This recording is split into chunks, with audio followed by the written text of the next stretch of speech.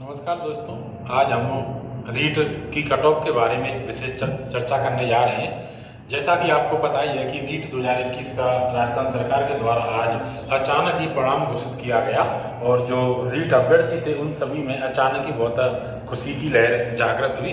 तो चलो हम चर्चा करते हैं। जैसा कि आपको पता है, रीट जो है इस बार रीट में जो कुल पदों की संख्या है वो 31,000 है। हो सकता है आगामी समय में ये वैकेंसियों की संख्या बढ़ जाए, लेकिन अभी हम जो कट ऑफ का निर्धारण करेंगे वो इसी आधार पर करेंगे। सरकार के द्वारा कोई भी कट ऑफ जो है जो निर्धारित की जाएगी वो इन पोस्टों के विभाजन के आधार पर ही की जाएगी। और हम यहाँ अनुमानित ये मान के चलते हैं कि L1 के द्वारा सरकार के द्वारा L1 के लिए 13,000 पोस्टों को निर्धारित किया गया है। तो हम जो कट ऑफ निकालेंगे वो L1 की 13,000 पोस्टों के द्वारा निकालेंगे। अब बात करें आज के रिजल्ट की, तो बिल्कुल आपको पता होना चाहिए L1 में जो 60% से अधिक अंक प्राप्त करने वाले जो अभ्यर्थी हैं वो 1,63,074 है। हालांकि एक आंकड़ा और निकल के आया है और ये अधिकृत ही है कि 70% से ऊपर मार्क्स वाले जो कैंडिडेट हैं वो टोटल 47,083 है। 70% का मतलब समझ रहे हो, जिस अभ्यर्थी के मार्क्स 105 से ऊपर है, ऐसे लोगों की संख्या 47,079 बताई गई है एक आंकड़े के द्वारा।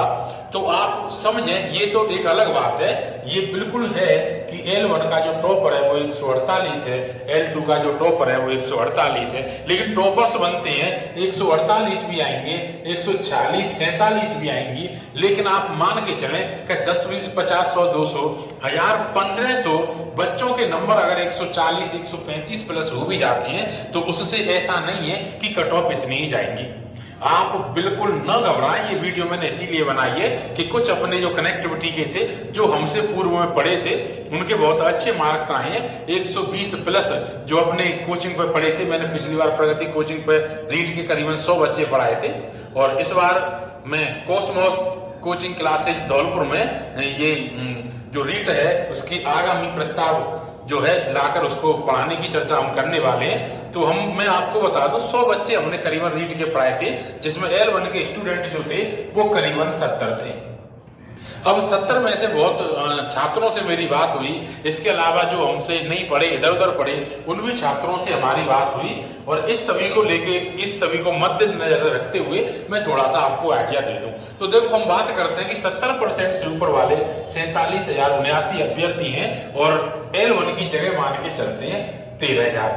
तो आप बिल्कुल श्योर रहें, मैं आपको बता देता हूं कि L1 जो जनरल कैटेगरी है, L1 जो जनरल कैटेगरी है, जो UR है, जो ओपन कैटेगरी है, वो 125 और 127 मार्क्स लाने वाले अभ्यर्थी 100% सेलेक्ट है, अपने को सेफ जोन में मान सकते हैं।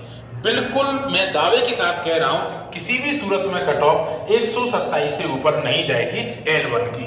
और ये कट ऑफ कब है? ये कट ऑफ तब है जब बीएड वाले अभ्यर्थियों को भी L1 में शामिल किया गया। तो अगर मैं बात करूं कि बीएड वाले अभ्यर्थियों का भी L1 का रिजल्ट हाई कोर्ट के में केस चलने की वजह से रोक लिया गया है, तो आप बिल्कुल ये मान के चलें कि अभी अगर बीएड वाले किसी कारणवश L1 में शामिल नहीं होते तो L1 की जो कट ऑफ रहेगी वो 121 या 22 ही रहेगी। जनरल कैटेगरी, यहाँ मैं जितनी भी बातें कर रहा हूं वो जनरल कैटेगरी की कर रहा हूं। और ध्यान रखें, जनरल कैटेगरी में EWS जो कैटेगरी है उसकी कट ऑफ 1 या 2 नंबर कम, मतलब 118 से 120 रह सकती है, जो कट ऑफ रहेगी OBC कैटेगरी की।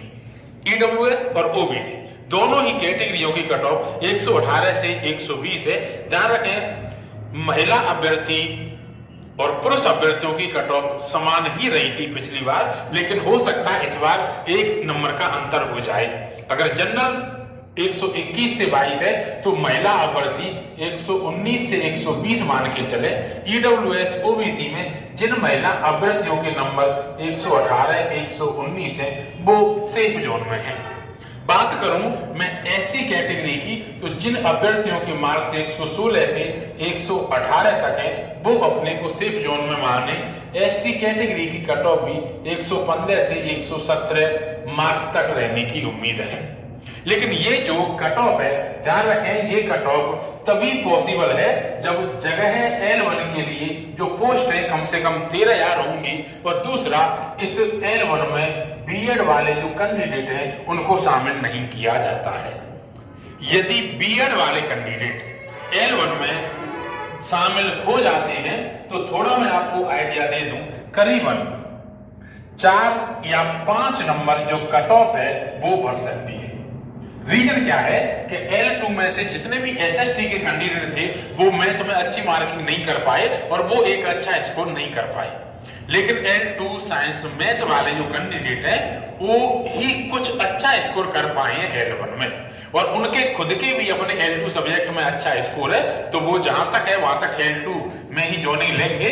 इसलिए कोई खास ज्यादा प्रभाव L1 की मेरिट पर बीएड के शामिल होने से भी नहीं पड़ने वाला है। संख्या बढ़ेगी तो 3-4 नंबर का बढ़ना तो स्वाभाविक है। अब मैं बात कर देता हूं, अगर बीएड कैंडिडेट L1 में शामिल हो जाते हैं तो जनरल की जो कट ऑफ रहेगी वो 126, 127, 100% सेफ जोन में मान के चले, जिसके 126, 127 नंबर है जनरल कैटेगरी के। यहीं पर ईडब्ल्यूएस की बात करें तो ईडब्ल्यूएस वाले 125 नंबर पर सेफ हैं। बात करूं मैं ओबीसी कैटेगरी की, तो ओबीसी कैटेगरी में 123 और 124 नंबर वाले कैंडिडेट सेलेक्ट हैं, सेफ जोन में हैं।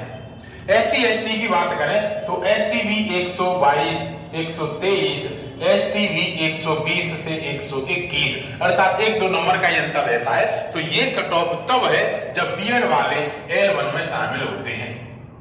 अगर नहीं शामिल होते तो मैंने पहले जो बताया वह कट ऑफ रहेगी। आप बिल्कुल भी न घबराएं कि 140, 145, 148, 140।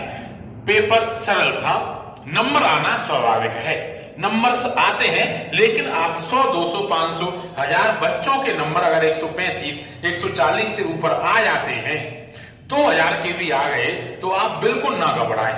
सिर्फ 2000, 2500 पोस्ट नहीं है, पोस्ट कम से कम 13,000 रहने वाली है L1 के लिए, और इतनी संख्याओं के आधार पर हमने ये आंकड़ा किया है। मैं बता दूं, पिछली बार हमने जो अभ्यर्थी पढ़ाए थे उनमें काफी से हमारी बात हो गई है, बहुत अच्छा स्कोर रहा था हमारी कोचिंग के स्टूडेंटों का।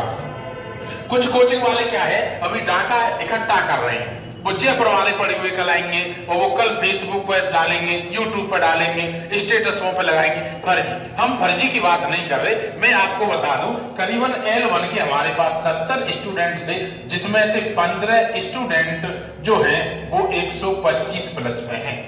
बाकायदा हम नाम बता सकते हैं, बिल्कुल सारे रोल नंबर बता देंगे, प्लेस बताएंगे, हम बिल्कुल ऐसी बात करेंगे जो बिल्कुल सत्य हो। 15 स्टूडेंट ऐसे थे जो 125 प्लस थे, और करीबन 20-22 स्टूडेंट टोटल ऐसे हो रहे हैं जिनका स्कोर 120 प्लस जा रहा है।